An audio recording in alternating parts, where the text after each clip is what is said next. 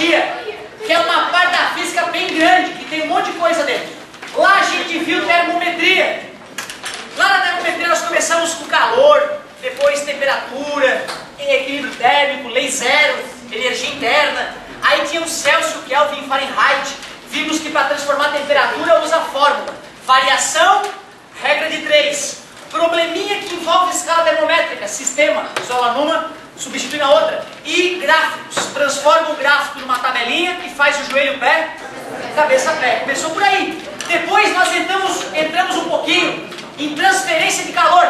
Podemos até dizer que está na calorimetria. O calor, que é a energia térmica em movimento, que vai do quente para o frio, né? Ou é por condução, principalmente nos sólidos. O calor é transmitido de átomo a átomo. Convecção ocorre somente nos fluidos e o calor é transmitido devido à movimentação da massa. E finalmente, radiação ou irradiação ocorre inclusive no vácuo e o calor é transmitido por ondas.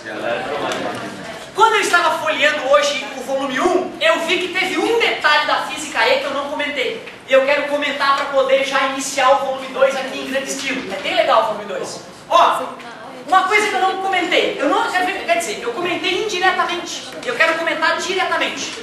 O comentário que eu te fiz foi, quando um corpo emite calor por radiação e irradiação, qual é o tipo de onda que ele mais emite? Infravermelho, por isso que recebe o nome de ondas de calor. Só que eu também te falei que se a gente aumenta a temperatura, aumenta a frequência das ondas emitidas. Na verdade é o seguinte, ó, se eu vou fazer um gráfico da radiação emitida em função da frequência, se eu pegar um corpo de 1000 Kelvin, ó, bem quente, concorda comigo?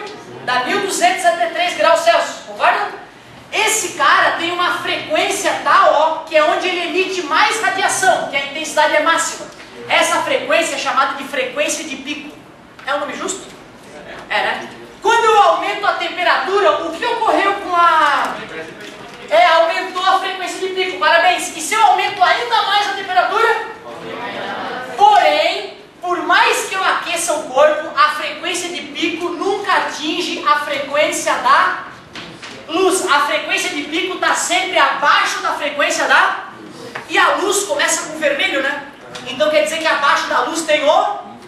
Por isso que eu estava falando nas últimas aulas que o calor é transmitido principalmente por infravermelho. Mas tem calor sendo transmitido nas outras frequências? Tem, mas é pouquinho.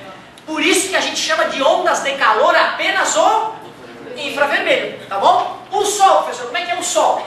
Poxa, o Sol dá uns 5.000 Kelvin, né? Em média, certo? Ele emite um monte de infravermelho. 70% é infravermelho, 10% da energia que vem do Sol, ultravioleta, e os outros 20% espalhado nas outras radiações, tá beleza? Importante é lembrar que por mais que eu aqueça o corpo, a frequência de pico nunca passa e nunca atinge a frequência da luz, sempre na faixa do... a frequência de pico fica sempre na faixa do infravermelho. Era isso.